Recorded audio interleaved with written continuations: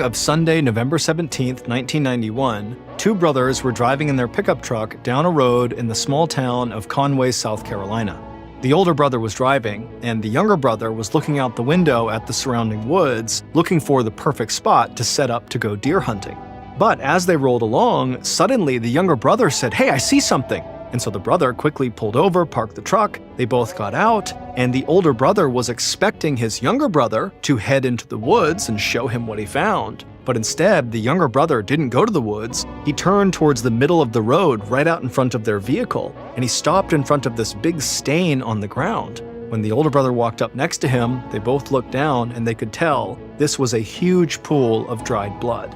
In fact, there was so much blood that the brothers thought maybe a big predator had attacked a deer, and they worried that this big predator might still be close by. But then the brothers noticed a trail of blood leading away from the center of the road into a ditch nearby. So they followed the blood trail, they reached the ditch, and they stared down into it. Seconds later, the brothers were running for their truck so they could go alert police. But before we get into that story, if you're a fan of the strange, dark, and mysterious delivered in story format, then you've come to the right podcast because that's all we do, and we upload twice a week, once on Monday and once on Thursday. So, if that's of interest to you, please offer to fill up the ice tray for the Amazon Music follow button, but instead of water, use bleach. Okay, let's get into today's story.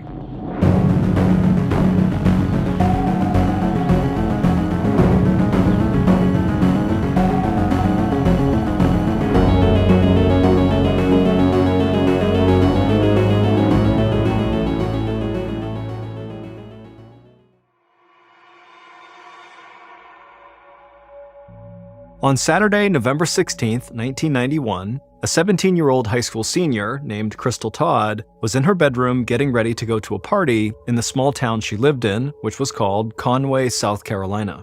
Crystal looked at herself in the mirror and put the finishing touches on her makeup. Then she stepped back to get a full view of herself. She was wearing a print shirt, jeans, brown leather shoes, and her favorite brown leather jacket. And in the mirror, her blue eyes shined. Her mom always told her that her eyes were bluer than the sky, and they lit up any room she walked into. After checking herself over a few more times, Crystal felt happy with how she looked, and she was about to head out for the night when the phone in her bedroom started to ring. She answered it, but right away she wished that she hadn't. A young man named Davey, who Crystal had gone out with on a few dates, was the caller. Crystal had told Davey that she did not want to see him anymore, but clearly he had not gotten the message. Davey asked Crystal if she wanted to go out with him that night, but Crystal said she already had plans, so she couldn't. So Davey said, "Okay, well, can we get together another time soon?" Crystal had always been taught to be polite, so she took a deep breath and in a sweet voice told Davey again that she did not think they should see each other anymore, but she hoped they could still be friends. Then Crystal hung up the phone, grabbed her purse, and headed into the living room where her mom was sitting on the couch. She told her mom that she was going out and gave her a hug. Her mom reminded her to be home by 12:30, and Crystal just smiled and nodded. Crystal almost never missed her curfew, and even if she was going to be home just a few minutes late, she always called her mom ahead of time to let her know. So Crystal said goodbye to her mom and stepped outside onto the large wooden porch in front of their traditional country-style house. Then Crystal walked across the yard to her new blue Toyota Celica car parked out front. She climbed into the driver's seat, started the car, and immediately felt a rush of excitement. Crystal loved this car. It had been an early graduation present from her mom. Her mom had even gotten her vanity license plates that read, "C. Todd." Crystal leaned across the passenger seat, opened up the glove compartment, and grabbed a cassette tape from inside. She put the tape into her stereo, turned the music up loud, and then pulled away from her house and turned onto a tree-lined road that led toward the center of town. Just being behind the wheel of her beautiful new car gave Crystal a sense of freedom that she rarely felt in this small town where almost everyone knew everyone else's business. And as she drove, she looked out at the dense woods that surrounded most of Conway and thought about what her life would be like once she finally left her hometown. Crystal loved her mom and her friends, but she dreamed of driving her new car out of Conway and going to college in another city where she could finally meet some new people and have some new experiences. Crystal finally reached the center of town and drove past the shopping mall and a few fast food restaurants. Then she turned onto a side road, and after following that road for a few miles, she arrived at the house where the party was going to be that night. When Crystal stepped inside the house was already packed with teenagers, and music was blaring from the stereo. One of Crystal's friends immediately came up to her and asked if she was meeting Davy there. Crystal frowned and said no, she was not, and she actually hoped Davy would not show up to this party at all. But Crystal would tell this friend that there actually was another guy Crystal was hoping to see at this party. But when Crystal's friend asked her who this guy was, Crystal just smiled and didn't say anything, like she was keeping a big secret. Then Crystal poured herself a beer into a red plastic cup and stepped away into the crowded living room. Crystal was fairly short. She was only 5 foot 3 inches tall, so once she was in the room, she got up on her toes and craned her neck to see over everybody in the room, but she didn't see the guy she was hoping to see. So she weaved her way through the crowd and found her way to the living room couch. For the next couple of hours, Crystal sat right there drinking a beer, periodically scanning the crowd in hopes of seeing this new guy, but he never appeared. And as Crystal scanned the room that night, she started to become more and more aware of all the happy couples dancing and talking to each other, and it started to make her feel really lonely. And as she started to feel lonely, she suddenly wished that her really good friend, Ken Register, had been there that night. Ken and Crystal had been friends since they were kids, and whenever they were together, Crystal never seemed to get bored. But Ken had graduated a year earlier, and he made it a point now not to hang out at high school parties. Finally, at around 11 p.m., when still this guy had not shown up to the party, Crystal got up from the couch, she made her rounds around the house saying goodbye to her friends, and then she headed back outside. The music from the party faded as she got into her blue car, and then after firing up the engine, she began driving back toward the center of town along the dark road. After a few minutes, Crystal passed the mall's brightly lit parking lot and then glanced at the clock on her dashboard. It was only 11:15, which meant she had a little over an hour before she had to be home for curfew. And Crystal was not about to waste an hour of freedom, so she decided she would at least go out and get some fast food before heading home. After driving a little further down the road, in the direction of the nearest fast food restaurant, Crystal eased off the gas and stopped at a traffic light. She turned up her music even louder and started singing out loud, but then she heard a car horn blaring over the music. She thought she must have missed the green light, but when she looked up, she saw it was still red. She heard the horn again and realized the car that was honking was right next to her. Crystal looked out her passenger side window at this other car, and when she saw who was driving it, she immediately smiled and waved, and the other driver rolled down their window, and Crystal did the same. She rolled down her passenger side window. Then the other driver, while shouting over the music, asked if Crystal wanted to hang out. Crystal's smile instantly grew much wider, and she said yes, definitely. She had about an hour until she had to go home. A moment later, the light turned green, so Crystal drove forward and pulled into the parking lot of a nearby middle school and parked. The other driver followed her. Crystal grabbed her keys and got out of her car, but left her purse behind. Then she made her way over to this other driver's car, she hopped in the passenger seat, and they took off. At 1 a.m. on November 17th, so about 2 hours after Crystal had left that party, her friend, Ken Register, who she had hoped would be at that party with her, was getting ready for bed. Ken had worked his construction job all week and then spent the previous night with his girlfriend at the go-kart track. He was exhausted and he knew he still had to get up early for church. But before he could lie down in bed, his telephone rang. He figured it must be his girlfriend calling to say goodnight, so he reached over and grabbed the phone, but right away he knew it was not his girlfriend and something was terribly wrong. Crystal's mom was the one calling him, and she was frantic. She said Crystal still was not home and had not called her to say she'd be late. And so Crystal's mom asked Ken if he knew where she was or if he had seen her that night. Ken told her that he had not been with Crystal that night, so he didn't know where she was, but he reassured her that, Crystal was probably just out with friends and had lost track of time and would be home soon. But nothing Ken said seemed to calm Crystal's mother down. Instead, she just kept saying, "Ken, I really think something is wrong. She's never late. And if she's going to be, she always calls."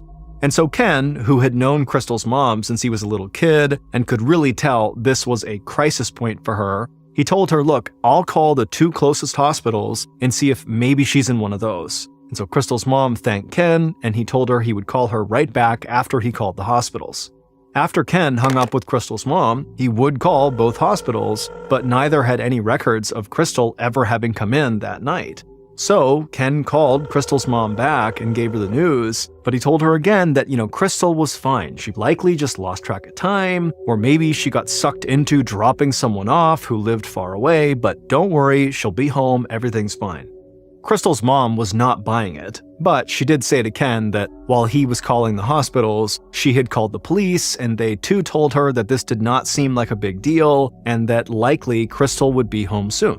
Ken felt terrible for Crystal's mom, but there really wasn't much else he could do, and so eventually they both just said, okay, we'll be in touch if we hear from Crystal, and then they hung up, and a little while later, Ken was asleep. At around 9 a.m., 8 hours after Crystal's mom had called Ken, two brothers in their 20s were driving down a road in Conway in their pickup truck. The older of the two was driving, while the younger brother was scanning the woods outside. He was looking for a good spot to start their deer hunt for the day. And just then, the younger brother said he saw something. So the older brother, who was driving, pulled over to the side of the road and parked, and then after they both got out, the older brother expected the younger brother to head towards the woods to show him what he saw. But instead, the younger brother walked ahead in the middle of the road and stopped over this big stain on the ground. And when the older brother walked up next to him, they both looked down and they could see clearly it was a huge pool of dried blood. In fact, there was so much blood on the concrete that the brothers thought maybe some big wild predator must have attacked a deer in the area, and they both worried that maybe this wild predator was still close by. But then the younger brother pointed to a trail of blood that led from the road to a nearby ditch about 10 feet away. The men looked at each other and then followed the blood trail, and when they got to the other side of the road and looked down into this ditch that was about 5 feet deep, what they saw at the bottom stunned them both into silence. Finally, the older brother snapped out of his daze and started running back towards the truck, and his younger brother followed him. The two of them climbed into the truck, and before long they were peeling out of there, speeding down the road as fast as they could to alert the police. A little after 10 a.m., so about an hour after those brothers made a 911 call, Detective Bill Knowles of the Horry County Police parked his car on the side of the road near the woods and stared out his window at the other police officers who were gathered around the ditch on the opposite side of the road where the brothers had made their ghastly discovery. Knowles stepped out of his car and stretched. It was sunny and very mild that morning. Then, as soon as he was out of his car, one of the officers spotted him and waved him over to the ditch. Knowles walked slowly across the road, staring down at the massive trail of dried blood. Then he reached the officer and looked down into the ditch below. Knowles' breath caught in his chest, and a look of complete shock crossed his face. He had known he was coming to investigate a murder, but the brutality that had been inflicted on the victim he was now staring at was beyond anything he'd seen before. The victim had suffered multiple stab wounds, and whoever killed this person had been filled with a level of rage that Knowles could barely comprehend. Knowles asked the other officers at the scene if they had any details about who the victim was, but they told him that they hadn't located any identification or any vehicle nearby that might help them determine who this person was. So Knowles climbed into the ditch, he crouched down closer to the body, and began inspecting them. He saw there was a gold high school ring on the victim's right hand, so he asked one of the officers to take the ring off. The officer slipped on a pair of gloves and gently removed the ring. Then he held the ring up so he and Knowles could get a better look, and in the sunlight they could read the engraving on the inside of the ring clearly. It said, Crystal Todd. Knowles had children of his own, and so seeing this young woman whose life had been stolen from her really hit him hard.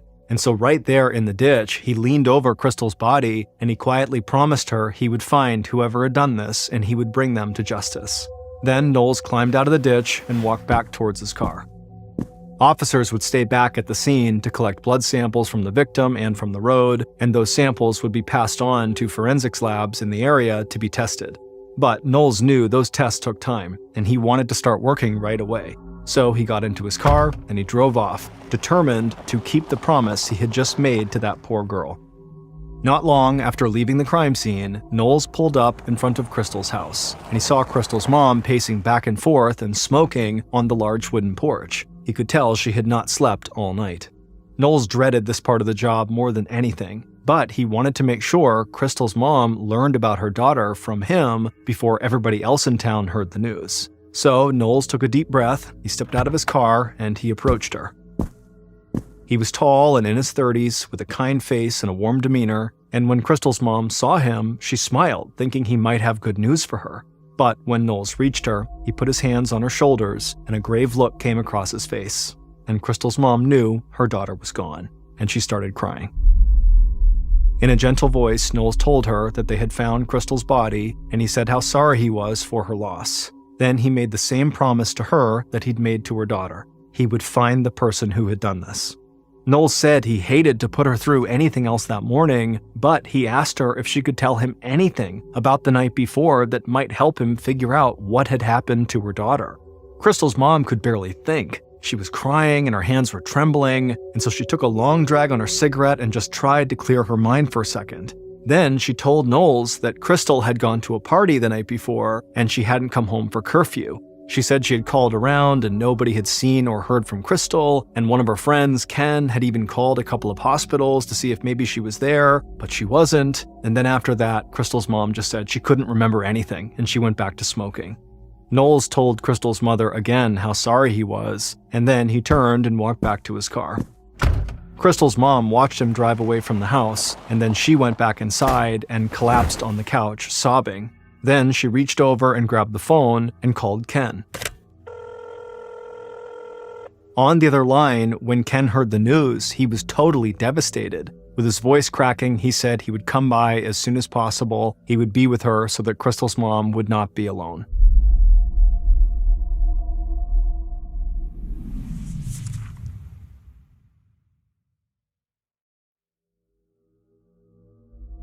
Not long after Knowles left Crystal's house, he got word that Crystal's car had been located. It was found in the middle school parking lot. So Knowles headed in that direction. When he arrived, he met several other officers in that parking lot, and he hoped Crystal's car could offer some clues as to what happened. The thing that struck Knowles immediately about the car was that there was no sign of a break-in or a struggle, and Crystal's purse was still in the passenger seat. To Knowles, that indicated that Crystal had parked there under her own free will, and that her murder had likely not been the result of a robbery. Knowles hoped that Crystal's friends might be able to shed some light on how Crystal had gotten from her car in the middle school parking lot to the road where her body had been found. And he knew on Sunday evenings, almost all of the teenagers in town got together to hang out in the mall parking lot. So later that day, as the sun started to set over the woods, Knowles headed to the mall.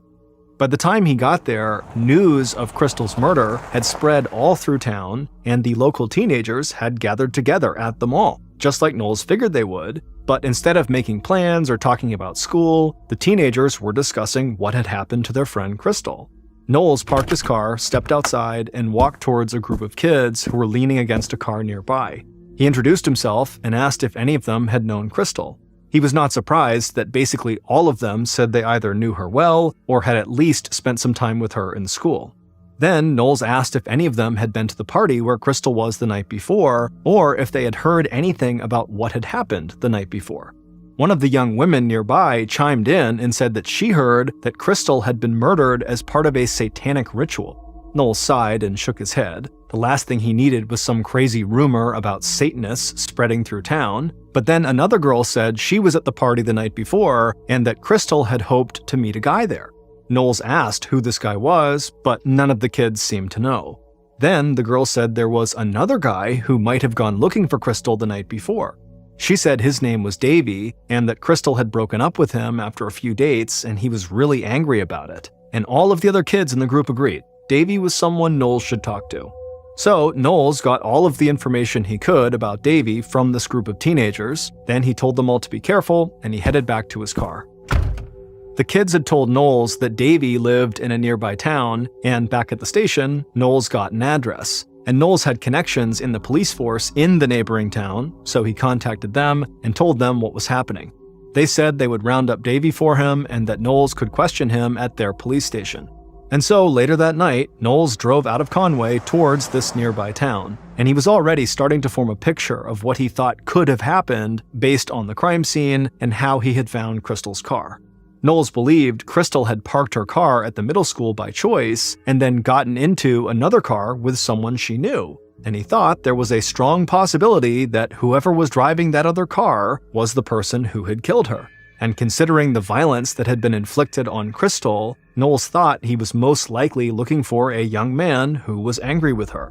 And Davy, a teenage boy who Crystal had rejected, definitely fit that description. A little while later, and Knowles had finally arrived at the neighboring town's police station.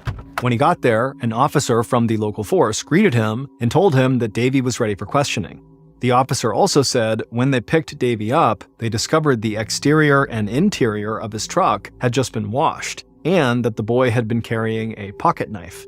Then the officer led Knowles through the station into a small interrogation room where Davy was seated behind a wooden table. The room was very bright and very cold.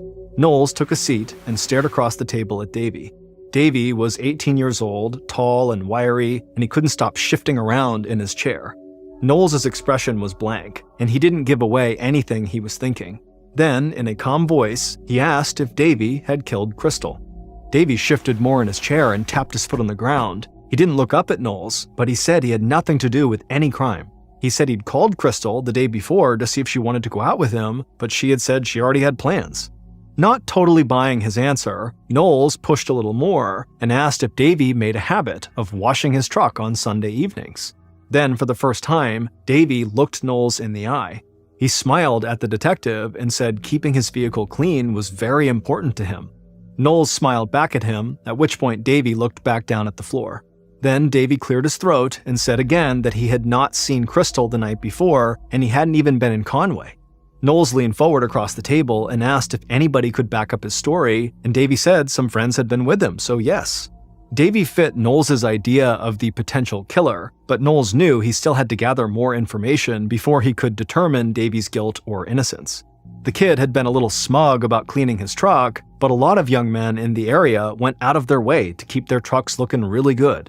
And Knowles knew a knife was most likely the murder weapon, but Davy carrying a pocket knife on him was not out of the ordinary because it was a pretty common practice amongst hunters and hikers in the area.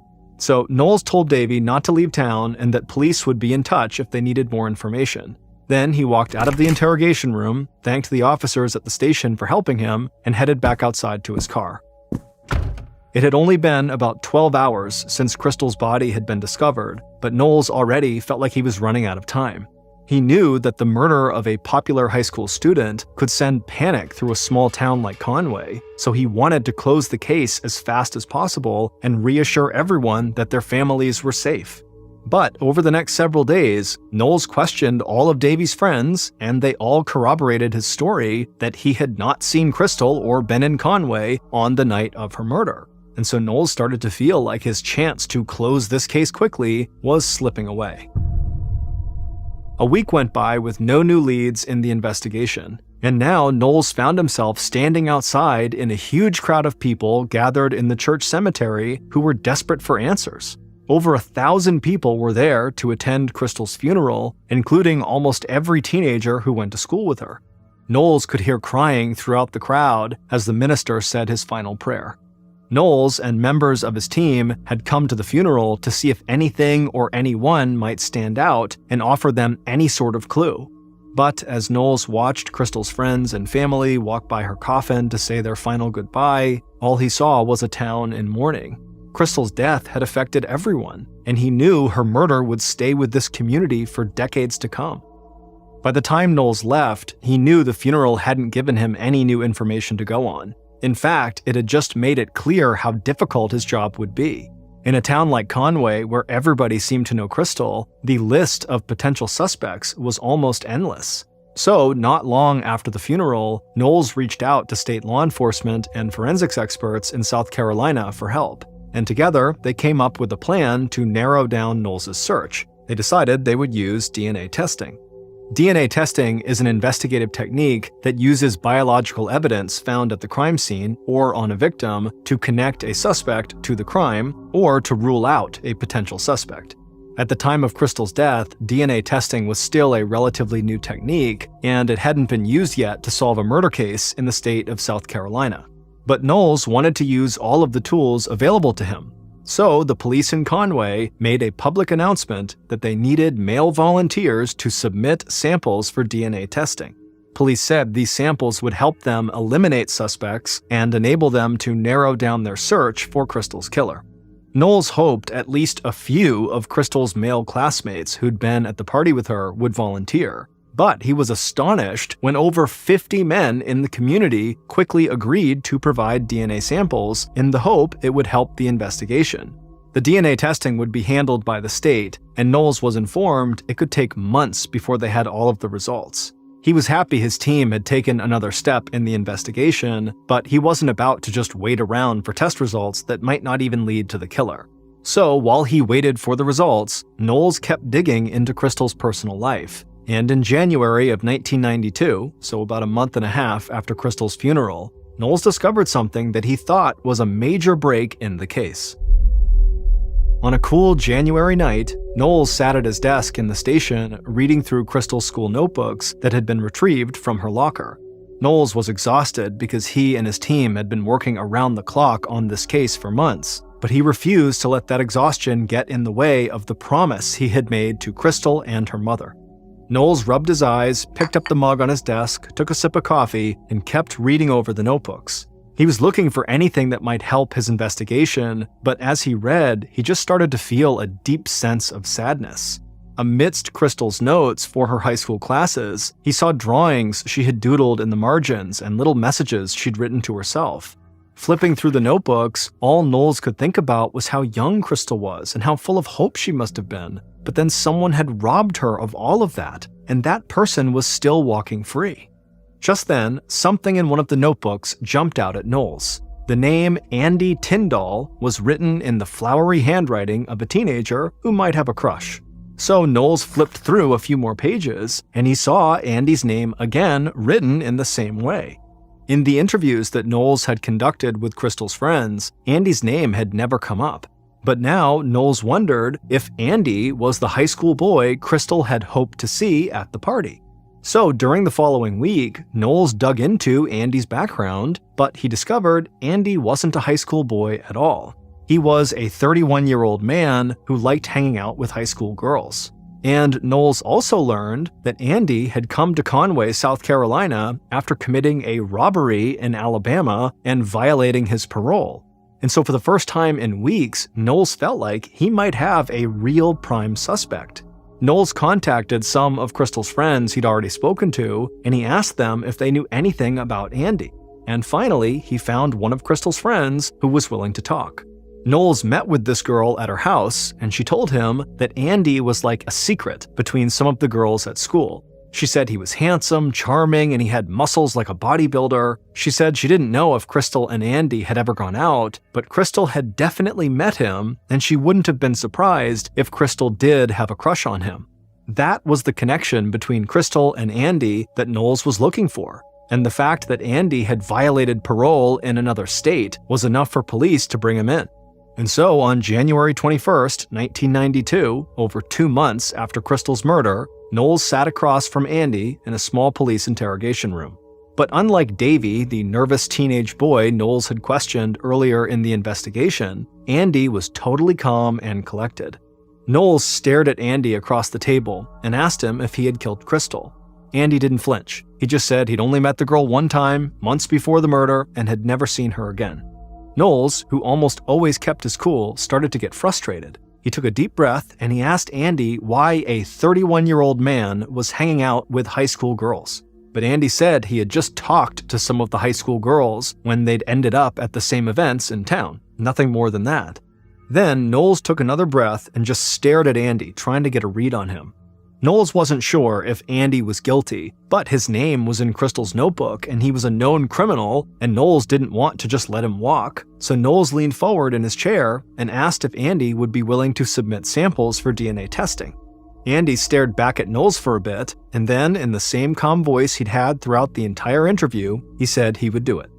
Andy's DNA samples would be added to the other DNA samples that state authorities were already testing from the volunteers around town.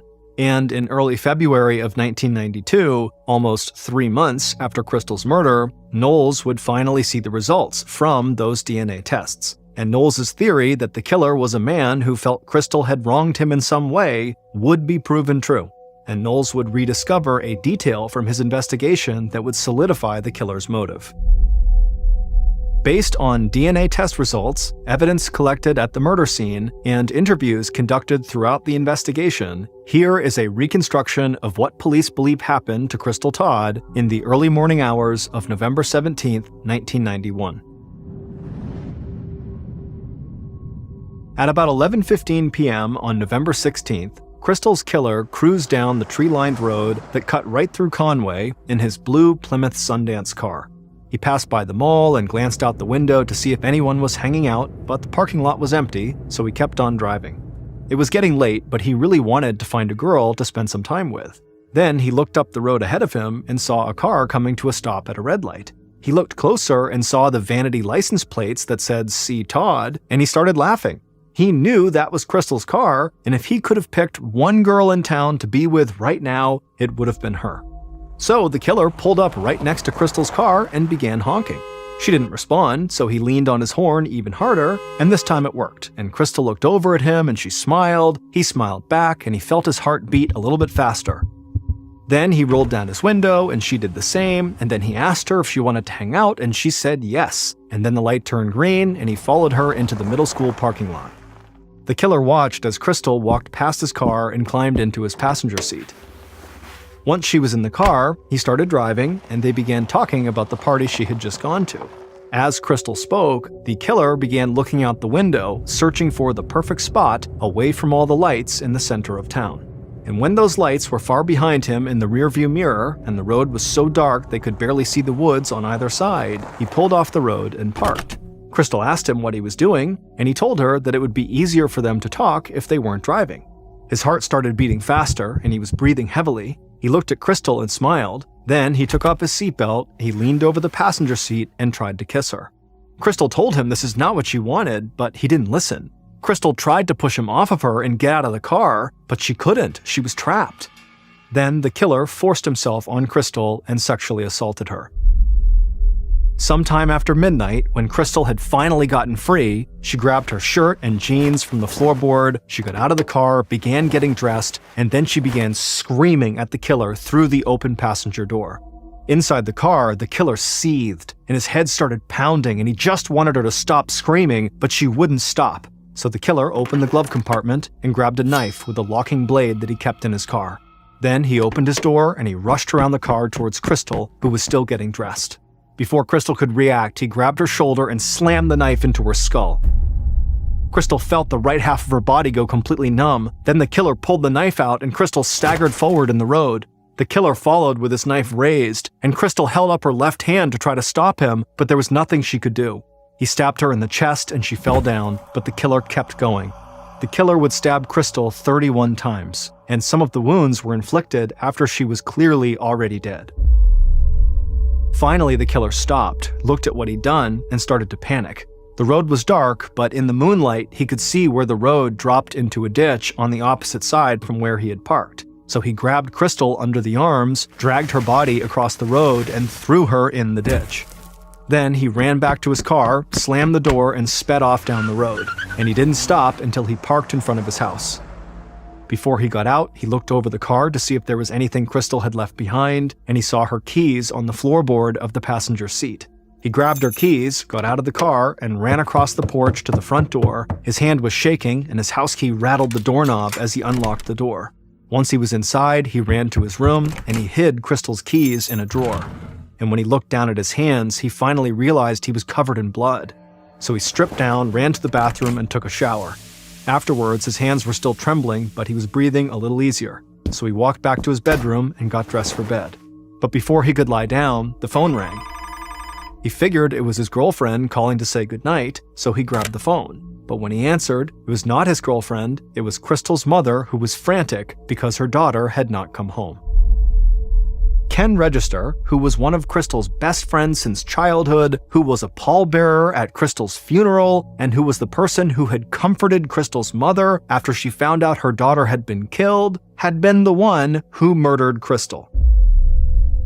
It would turn out that Ken fit the description of the killer Knowles had first imagined, a young man who knew Crystal and who believed he had some reason to be angry with her. But the detail from early interviews that Knowles had rediscovered, the one that would clarify Ken's motive, was that Crystal and Ken had briefly dated years before the murder, and Crystal had broken up with him because she thought they were better off as friends. But Ken didn't see it that way, and he believed Crystal belonged to him. And his desire to have her for himself, no matter the cost, had grown over the years. And then, on the night of the murder, Ken was driving home from the go-kart track when he saw Crystal at the red light, and he decided that was the night they were going to be together. And when Crystal tried to push him off of her in the car, he flew into a violent rage. It would turn out Crystal's murder was the first murder case in South Carolina solved by using DNA evidence, because Ken had been one of the people in town who had quickly provided a DNA sample when police asked for volunteers, and Ken's DNA sample had linked him to the sexual assault and the murder. Ken would later suggest he had provided those samples despite being guilty because he didn't fully understand how DNA evidence could tie him to the crime. Ken would ultimately confess to the murder, he was found guilty, and he was sentenced to life in prison. Then, in 2022, over 30 years after the murder, Ken came up for parole. But Crystal's friends, who still missed her dearly, started a petition to have Ken's parole denied. And Ken eventually just waived his right to a parole hearing, and as of May 2023, he remains in prison.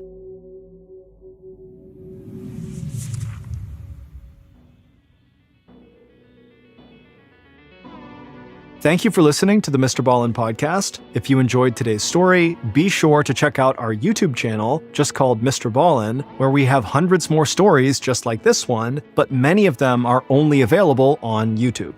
So that's going to do it. I really appreciate your support. Until next time, see ya.